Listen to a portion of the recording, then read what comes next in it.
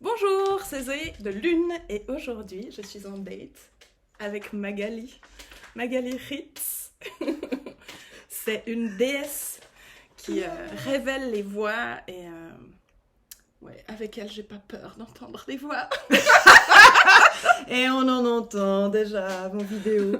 Est-ce que tu veux un petit peu te présenter? Oui, avec joie. Merci de m'accueillir. C'est la première fois que je suis en date amoureuse avec Zoé, même s'il y a de l'amour tout le temps. Ah oui. Mais là, c'est un petit peu plus. Je sens qu'on a upgradé là. Je sais pas après la vidéo si tu me raccompagnes chez moi. Si je t'offre à manger. Yeah. Ah, je suis heureuse d'être ici. Merci pour l'invitation. Avec joie. Et bonjour à tous. Qu'est-ce que tu as dit déjà? Oui, chanteuse, musicienne, coach de voix ou professeur de chant ou, comme on disait avant, accoucheuse de voix. Mais bref, j'accompagne toute personne qui a envie de vivre un processus avec sa voix. Et puis, je suis aussi thérapeute, sonothérapeute, donc là avec les sons et la musique.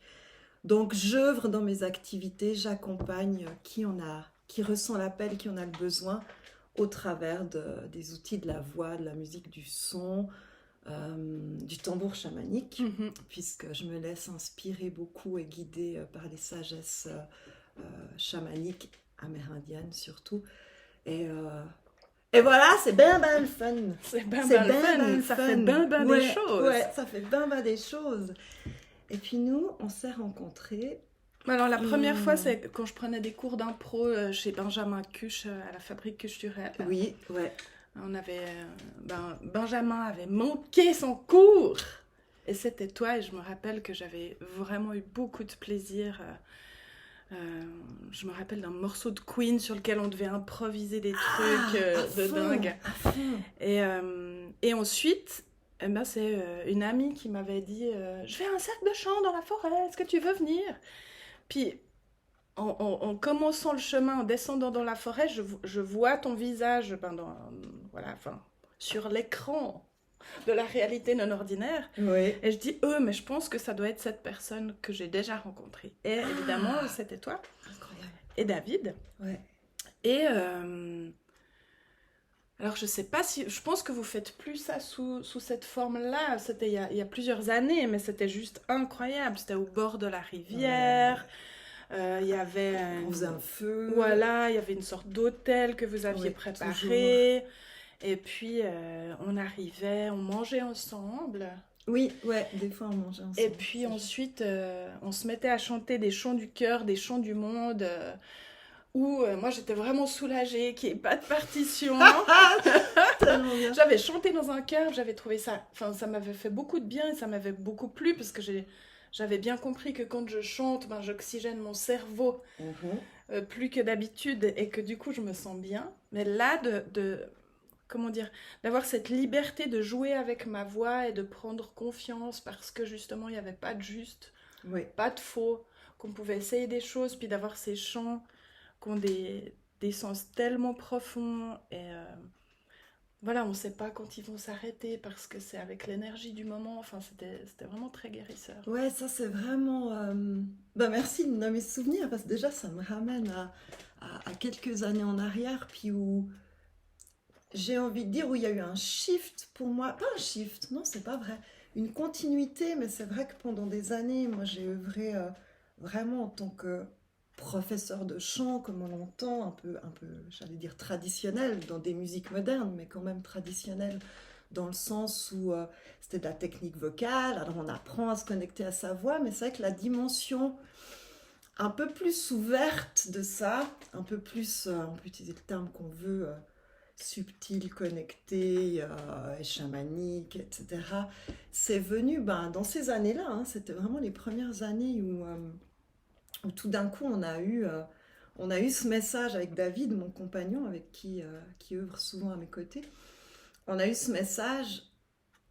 Moi j'avais en fait demandé un message à un de mes guides, de dire mais en fait voilà, je sens que le chant, il y a cette puissance de guérison, il y a cette puissance de libération, je le vois chez mes élèves que j'accompagne en cours de chant, mais comment je pourrais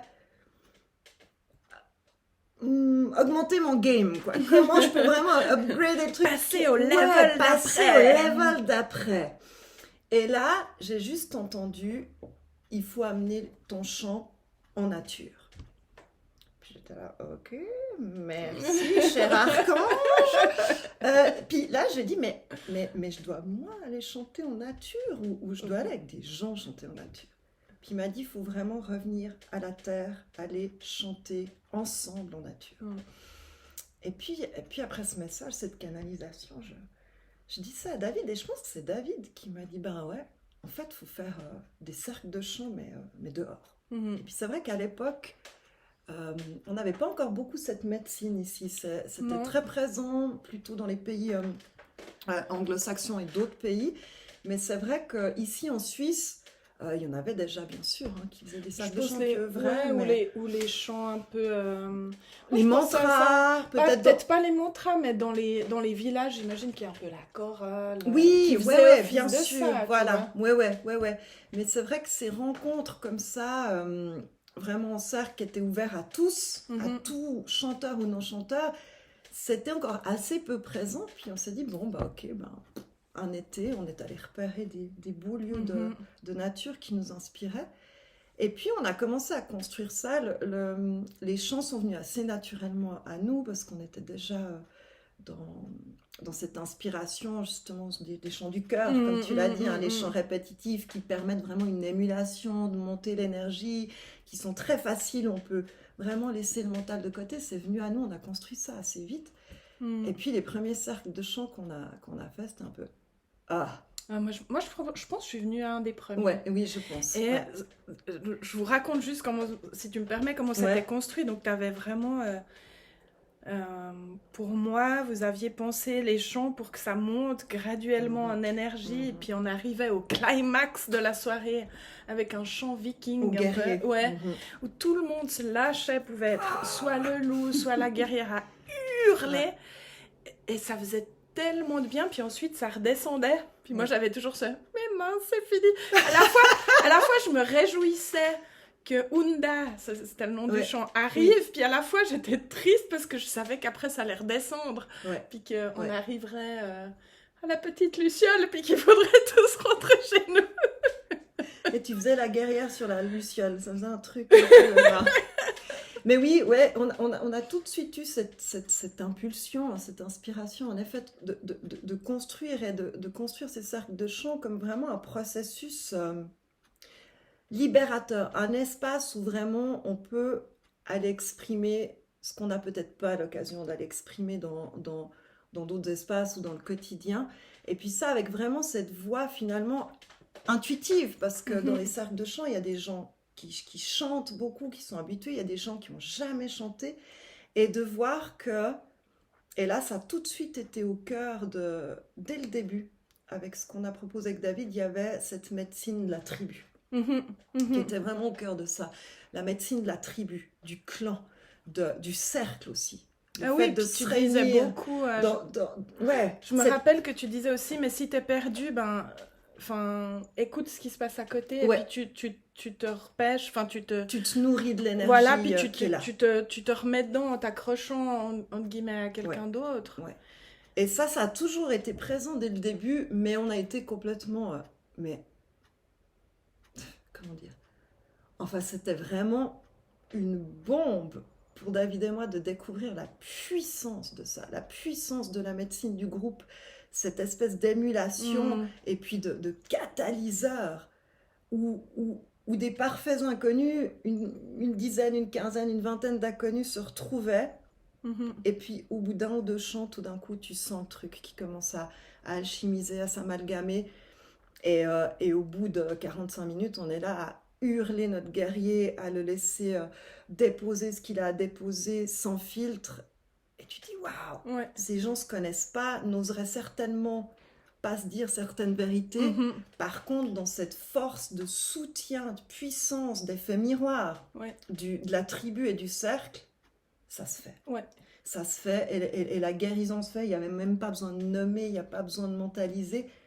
C'est un truc pour moi qui va très loin et très vite, parce que la voix, c'est super intime. Et je pense que Enfin, moi, en tout cas, je pense que j'avais une blessure par rapport à ma voix pendant longtemps, où je croyais que je ne savais pas chanter. Et, Ou on t'a dit que tu savais pas chanter. on m'a dit, non, on m'a dit que je chantais pas fort. Ah, ouais. Puis en fait, c'est que je chantais pas au bon endroit parce que j'étais allée avec mes copines dans les sopranos, alors que je suis pas soprano. Et de découvrir que je pouvais aller, en fait. Parce que moi, quand je m'entends, j'ai l'impression d'avoir une voix très aiguë. Puis en fait, d'entendre que je peux aller assez bas, finalement, en chantant. Puis de commencer notamment dans les cercles de chant, à pouvoir m'amuser, en fait. À m'autoriser à ce que ce soit faux ou pas beau, mais de pouvoir aller visiter des endroits de ma voix que je connais pas forcément. Et dans toutes sortes de rythmes différents, où il n'y a pas de conséquences. Et pour moi, ça fait partie d'une sorte de prise de conscience et de confiance en moi-même. Parce que je trouve que ça vient travailler pour moi vraiment entre ma gorge, ou même plus haut, et le périnée, quoi, vraiment. C'est exactement ça, ouais. Et ouais, je sentais bien les jours où j'étais, disons, sans tension, comment je pouvais vraiment explorer et avoir beaucoup plus de joie que les jours où j'avais de la tension, même si je pouvais peut-être plus travailler pour essayer de libérer quelque chose. Ouais. Mais là, tu nommes cette notion de légitimité, hein, qui est très souvent vraiment rattachée à l'énergie de la voix. Notre voix, c'est notre vérité. Hein. Vraiment, le chakra-gorge, c'est dire sa vérité, l'incarner, puis l'incarner par la voix. Et c'est une énergie créatrice, donc qui est reliée directement à notre chakra sacré. Donc ça va toucher en effet quelque chose de très profond et de très intime. Et encore une fois, de pouvoir le processer ça en groupe. Et tout d'un coup, de se dire, ah mais en fait l'autre, avec mes filtres, mes oreilles, j'entends qu'il n'est pas parfait non plus, qu'il chante peut-être même faux. Et puis, de toute façon, c'est une perception. Hein. C'est une perception de l'esprit de chanter faux. Enfin, c'est un sujet peut-être pour une autre vidéo. Mais d'aller s'autoriser notre parfaite imperfection pour aller au cœur de ce qui est vraiment important. C'est vraiment dire sa vérité, être dans cette expression sans tous ces filtres qu'on a, par exemple, dans le monde musical, hein, la partition, le chanter juste, chanter en rythme, qui sont importants, hein, qui vont être aussi, à des moments, d'être ensemble dans le même rythme, d'être ensemble sur la même note. Ça peut créer aussi une émulation qui peut être aussi très, très guérisseuse. Mais de passer d'abord par cette phase où je m'autorise l'imperfection, je prends ce risque d'être moi-même et donc de chanter faux, mais peut-être de chanter magnifiquement juste et vibrant. Ouais. C'est ça aussi qui est en moi, jeu. Je trouve le plaisir, en fait. La notion du plaisir, parce que c'est... D'être libre. Enfin, moi, je prends souvent l'analogie avec le tout petit enfant, tu vois, qui joue avec sa voix, qui découvre les sons qu'il peut faire, les tout ça. Et qui tout à coup commence à chanter, puis je me dis, mais l'être humain, je veux dire, si t'as pas une malformation ou quoi, tu vas explorer ta voix, tu vas chanter beaucoup. Enfin, moi, ce matin, je sais plus ce que je faisais, mais j'étais déjà en train... Tout à coup, je me dis, tiens, je suis bien, je suis en train de chanter. Ça vient, c'est un truc vraiment, pour moi, naturel, comme plein d'autres choses. Et puis, à un moment, c'est de nouveau, comme toutes ces choses très puissantes, pour moi, on en est coupé. Il y a un moment où il y a une césure, où ça devient plus une nécessité, alors que pour moi, comme tous les arts, la musique et le chant, pour moi le chant c'est ouais, je sais pas, c'est peut-être parce que je sais pas jouer d'un instrument autre que le tambour à la maracas, mais c'est un truc super important, parce que je pense que si t'as rien, tu peux chanter. Si t'as aucun instrument, tu peux de toute façon faire quelque chose.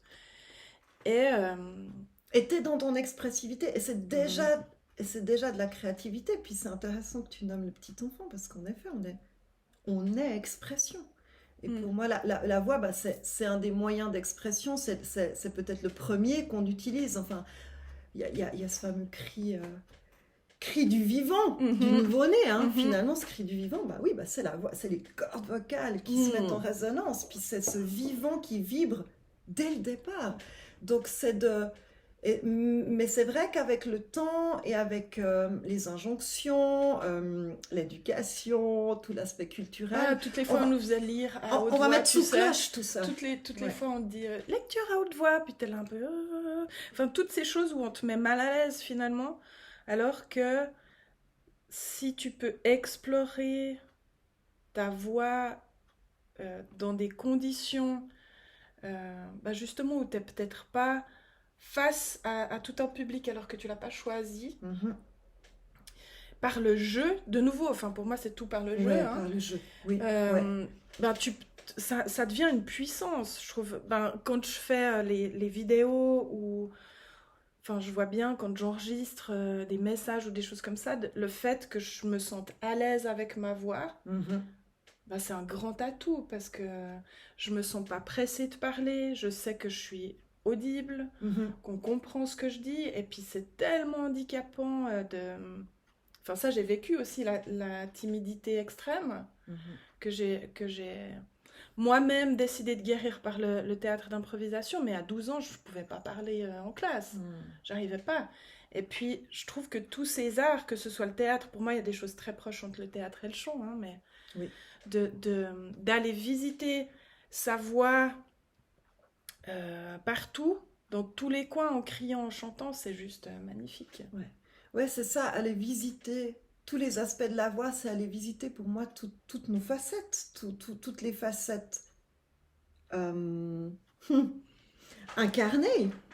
Ici, tous les rôles qu'on peut jouer, et puis petit à petit, une fois qu'on a pu exprimer son archétype de la guerrière, qu'on a pu exprimer son archétype peut-être de l'enfant intérieur, en faisant des sons, des petits sons d'animaux, peu importe, hein, tu as parlé du cri avant, là c'est plutôt l'archétype du guerrier. Une fois qu'on va visiter ces archétypes, pour moi, ça fait comme si tout d'un coup, on libérait de l'espace pour aller vraiment au cœur, au chant de son âme, vraiment au chant de qui on est complètement. Et c'est vrai que ça, de le faire en groupe, en tout cas de le faire dans un contexte où il y a peu de règles et d'injonctions, où il y a vraiment un espace de sécurité, mais de liberté, où chacun peut être lui-même, bien sûr dans le respect de l'autre, mais en fait ça se fait d'office. Quand on s'autorise cet espace, l'autre se l'autorise par miroir, il y a une sorte de soutien et de respect intrinsèque qui se fait. Donc c'est toujours hyper, hyper libérateur. Et moi je vois toujours ça en début de cercle de chant, peut-être maintenant moins, parce qu'il y a souvent des habitués qui démarrent au quart de tour, ou des fois David joue un accord de guitare, puis le son et l'énergie fait déjà... Mais très souvent, il y a cette espèce de pudeur et de timidité que tu nommais avant, qui est au début du cercle, puis on voit que tout le monde est un peu avec ses costumes, ses masques qu'on a tous, ouais. Ok, puis c'est cool de les voir, puis c'est cool de les voir chez l'autre, puis petit à petit on voit que ça dépose. Au fur et à mesure du cercle, on dépose le costume, on dépose les accessoires, et souvent à la fin du cercle, moi je fais toujours la même constatation, c'est qu'à la fin du cercle, mais tout le monde chante d'une manière tellement sublissime.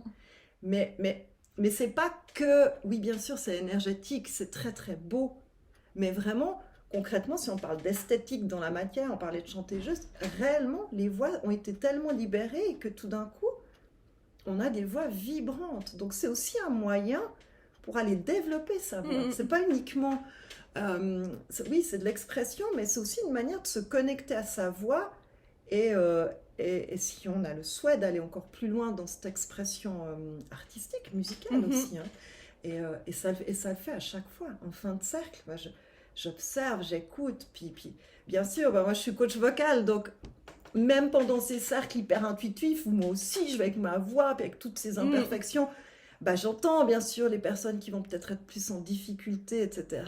Et à la fin du cercle, à chaque fois, je suis là, ouais. Mais juste... tu viens nous chercher aussi. Magali, elle se déplace dans le cercle pour venir... Oh, là, je vois que ça gratte. Je vais aller gratter davantage. J'ai participé plus récemment à un cercle Wakanda où tu travailles avec la médecine du cacao, puis c'était plus restreint. Donc là aussi, on est quand même moi, je serais un peu plus vulnérable parce Ah que t'es oui, moins nombreux. oui, bien sûr. Et Ouais. qu'il y a il y a la danse qui peut être là avec. Enfin, ça vient chercher un peu Oui, puis le à cœur. cacao, hein, qui Ouais, nous ouais. amène à aller dans les racines, à aller chercher ce qui a besoin d'être mis en mouvement. Toi, après, j'aimerais bien que tu me parles de ton actualité, mais Mhm. pour faire un lien avec ce que je travaille, Ouais. tu remarques dans ta propre pratique ou dans celle de tes clientes euh, une évolution en lien avec le cycle menstruel par rapport à ta voix? Alors, oui, alors, par rapport au cycle, mais avant ça, il y a souvent cette prise de conscience déjà juste d'être en lien avec son énergie du bassin, son énergie du chakra sacré, son énergie créatrice de l'utérus. Je vois qu'il y a souvent ça qui est mis en jeu dès le début, souvent. Alors, chez les femmes, j'accompagne, chez les hommes aussi, hein. Il y a souvent quelque chose à remettre en mouvement dans le chakra sacré, mais si on parle plus spécifiquement vraiment des femmes avec un utérus, on va dire, il y a vraiment cette notion... le chakra de la gorge et le chakra de l'utérus se répondent et sont vraiment en lien, puisque vraiment au stade embryonnaire, hein, les premières cellules qui vont créer les organes génitaux, l'utérus, vont créer aussi le larynx. Donc c'est vraiment... Ça se ressemble, hein, ça se ressemble à l'envers. Ah ouais, allez voir, c'est magnifique. Un larynx, on a vraiment l'impression de voir en effet l'utérus avec les ovaires. Et donc c'est vraiment deux énergies qui vont se répondre. C'est-à-dire que si on ne s'est pas autorisé à mettre du mouvement ou à être à l'écoute de son pouvoir créateur dans son bassin, il y aura forcément des résistances dans la voix. Et inversement, si j'observe des résistances dans la voix, automatiquement, on va avoir dans le bassin. Donc, déjà ça, il y a déjà quelque chose qui est pas encore forcément en lien dans le cycle menstruel, mais déjà juste en lien à sa matrice, à son pouvoir créateur, et de voir que, ah oui, systématiquement...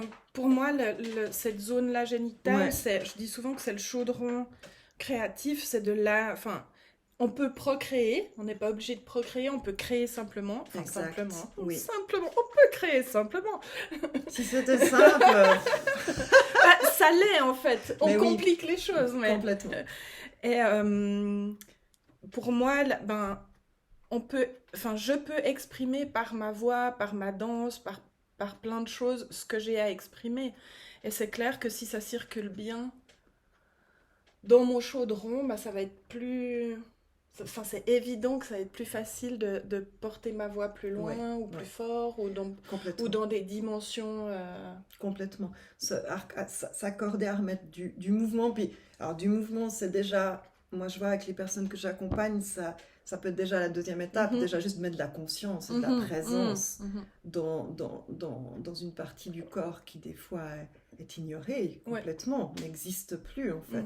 De remettre du vivant et de la connexion là-dedans, dans cette zone-là, puis ensuite de remettre du mouvement. Donc ça, dans mes accompagnements, c'est souvent très, très, très présent de concrètement mettre du mouvement dans le corps, dans le bassin, d'aller voir comment ça circule.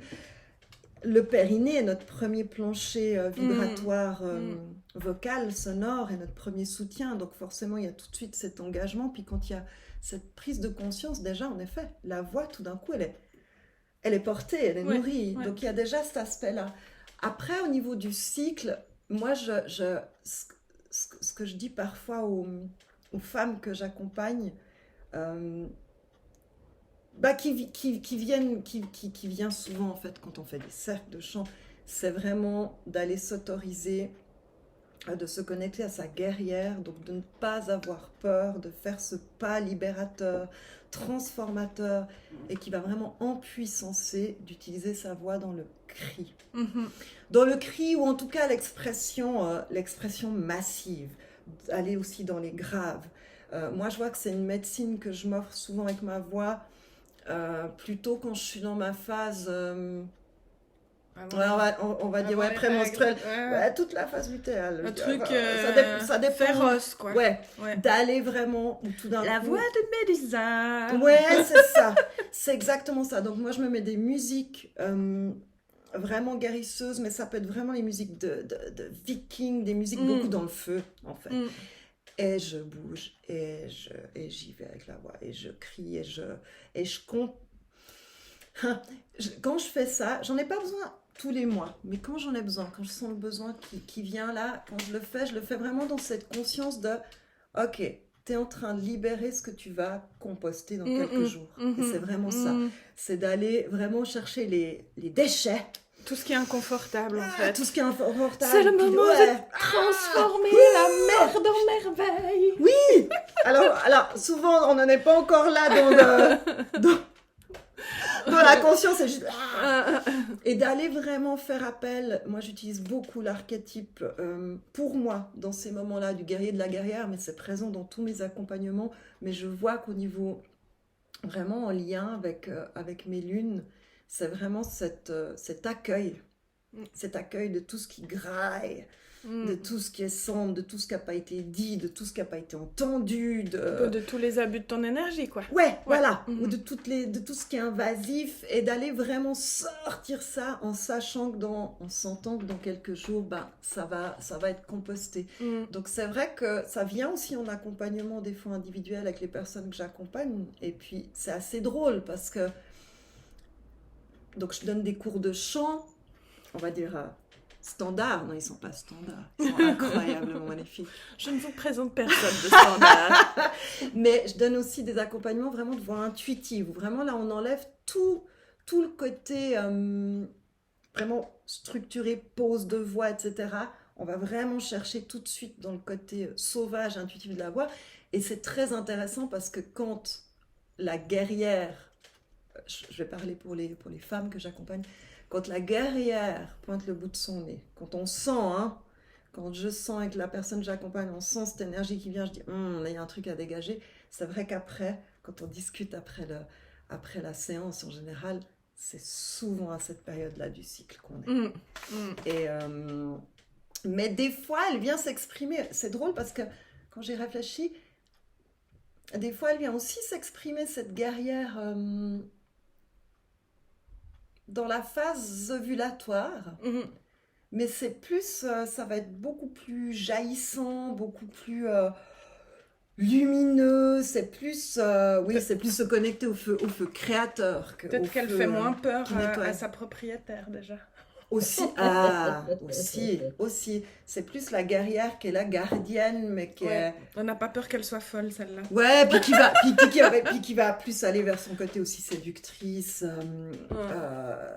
déesse, enchanteresse. Il y a ce côté-là, mais moi, dans mon énergie, ça passe toujours par le prisme de la guerrière. Donc, il y a la guerrière qui fait peur. Voilà. Donc, si je suis en phase prémenstruelle, vous verrez tout de suite quelle guerrière c'est. Puis, il y a la guerrière un petit peu plus reine, comme ça, qui vient plutôt en phase ovulatoire. Vous verrez comme vous me verrez. Mais ça, c'est une chose, vous pourriez essayer, si vous aimez chanter, d'observer comment c'est confortable avec votre voix au fil du mois. Et, suivant votre cycle, ça peut être une expérience intéressante. Oui. Moi, j'avais entendu des cantatrices, je sais plus si Nathalie de Seouki avait dit, mais que vraiment ça changeait, qu'elle n'avait pas la même voix. Alors, après, clairement, c'est des gens qui sont j'imagine, dans des précisions d'orfèvre. Oui, et puis ça dépend des mois. Moi, j'ai vraiment pas, bien sûr, ça peut avoir un impact différent, mais il est clair que pour toutes les femmes menstruées qui chantent, d'observer, c'est la phase prémenstruelle où pendant les règles, réellement, il y a un impact physiologique sur les cordes vocales. Les cordes vocales vont être un tout petit peu plus, peuvent être un tout petit peu plus gonflées, en fait, et donc vont avoir plus de peine à s'accoler, à créer un son net, à créer un son... C'est juste dingue. Moi, j'avais une amie chanteuse qui avait d'ailleurs été chez une spécialiste, comment elle s'appelait, cette grande spécialiste à Lausanne, Dutoit. Je ne sais plus son nom. Cette grande dame qui je pense, ne consulte plus, ou peut-être même plus de ce monde, mais parce que justement, à chaque fois qu'elle avait ses règles, elle avait de gros problèmes vocaux.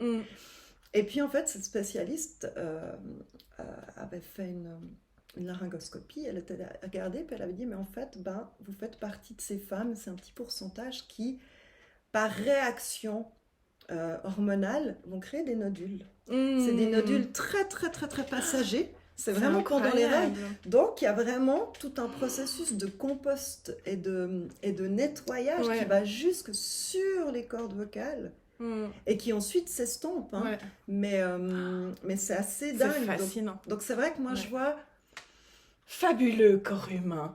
C'est fascinant. Non, mais c'est fascinant parce qu'on a tous les outils vraiment pour aller accueillir, nettoyer, composter, se donner du soin si on est à l'écoute. Hein. C'est vrai que moi, pendant mes règles, je vois que alors bien sûr, si je donne un cercle de chant pendant mes règles, je vais quand même aller dans ma guerrière, quand même aller dans mon cri, mais je sens que ça va me coûter plus d'énergie. D'ailleurs, cet été, on a donné une retraite de chant de guérison avec mon Magali conjoint. et David donnent des retraites de ouf. Donc c'est ces cercles de chant, mais sur 2 plusieurs jours et demi, et puis on hurle au loup, puis on va en montagne, et puis... Ah oui, aussi, tu te mets un arrosoir dans le nez, on fait des plein expériences de rituels bizarres, les bains froids, enfin bref, mais c'est ben du fun, encore une fois. Ouais, donc...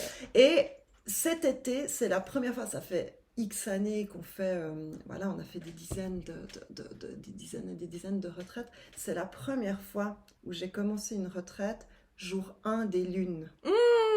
Sympa. Je me suis dit, on verra, ça va aller. Et on commence le soir, pour vous dire, on commence par...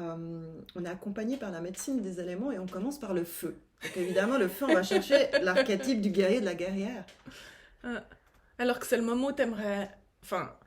Pour les personnes qui sont nouvelles, c'est le moment où t'aimerais être genre... Ah ouais, mais clairement dans ta grotte et que personne vienne te faire yesh. Avant que les gens arrivent, avant qu'on commence la retraite, j'ai dit à David, mais moi, je suis dans l'ouverture d'accueillir des gens, mais je vais pas pouvoir chanter avec eux, quoi. Ouais. Enfin, je vais pas pouvoir être dans cette énergie. Et j'étais fascinée de voir, alors ça m'a demandé d'aller chercher bien plus loin.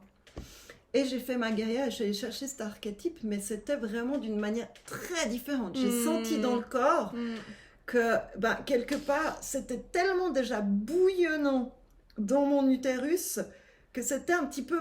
en fait, j'ai beaucoup plus utilisé le reste du corps. Ouais. Pour venir en soutien, parce que c'était déjà tellement le feu c'était là. C'était tellement activé à cet endroit-là. Que ça pouvait pas... je pouvais pas aller chercher l'énergie là. Alors, c'était hyper intéressant, mais sincèrement... On a fait ce premier cercle, donc ce premier soir de retraite, le feu.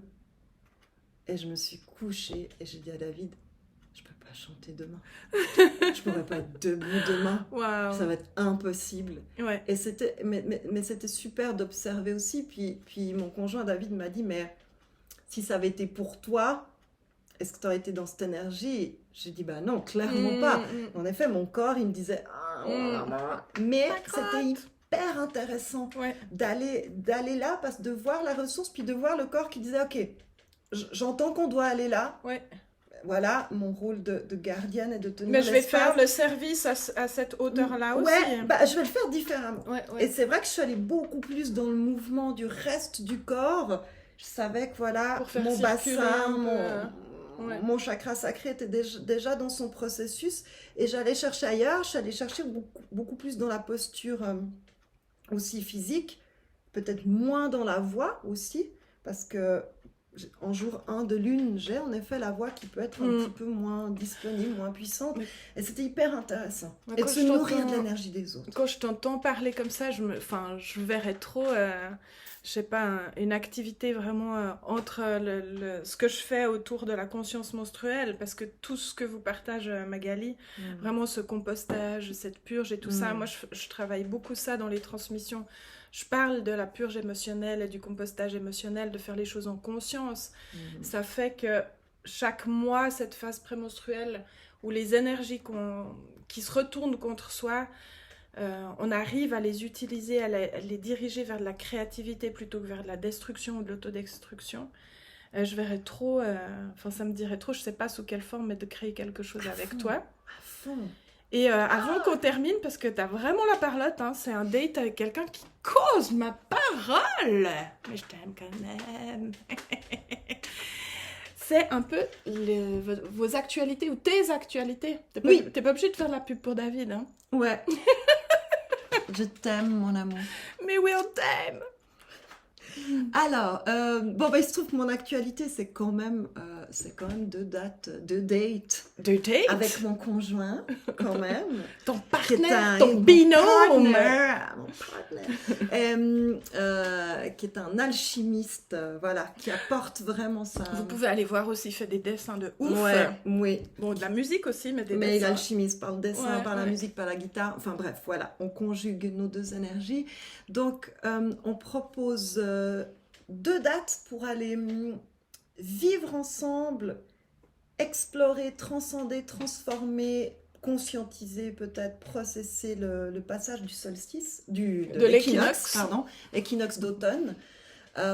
Donc, tu m'as dit le 17, dimanche 17 septembre, dimanche matin, à Baie au Diable Vert, où là c'est cercle de chant dont on a beaucoup parlé avec la médecine du cacao. Je vais mettre dans les commentaires, vous trouverez le Diable Vert, enfin tu m'enverras aussi un petit peu le descriptif que les gens puissent se retrouver.